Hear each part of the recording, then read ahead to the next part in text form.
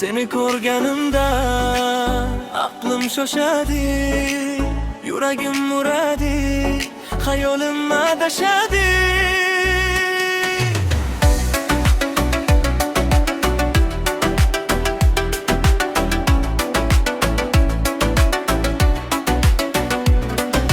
Seni ko'rganimda aqlim shoshadi, ko'zlaring tomon talpinadi. Bir qarashing tegsa yuragimga jim, atrofim yo'qolib qolasan faqat sen. Hushimni yo'qotaman seni ko'rsam men, so'z topolmay qolaman ro'paramda sen. Yuragim ichimda sevaman deydi, tilim esa sendan bir og'iz so'z kutadi. Seni ko'rsam yuragim portlaydi, ko'zlarim faqat seni izlaydi. Aqlim shoshadi, hushim yo'qoladi. Bir qarashing jonimni o'g'irlab oladi. Sen faqat sen, yuragimda qolgan yagona inson sen.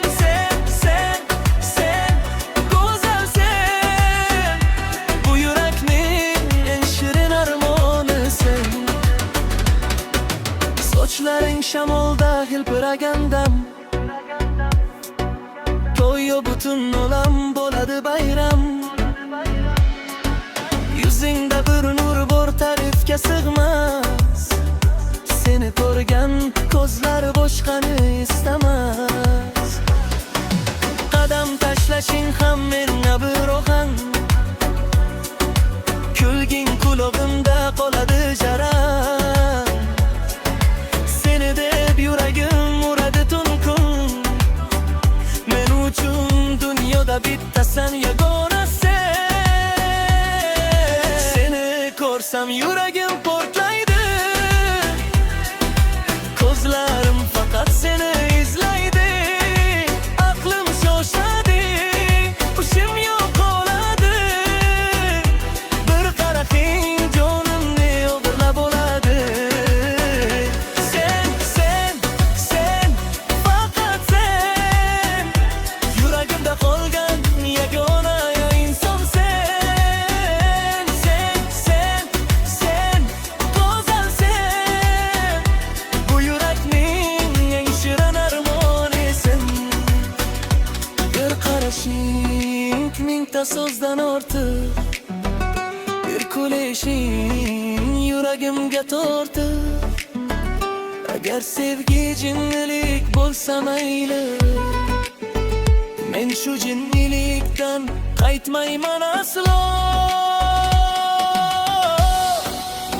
Aqlim shoshadi,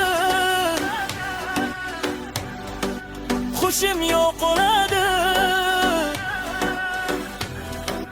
Yuragim faqat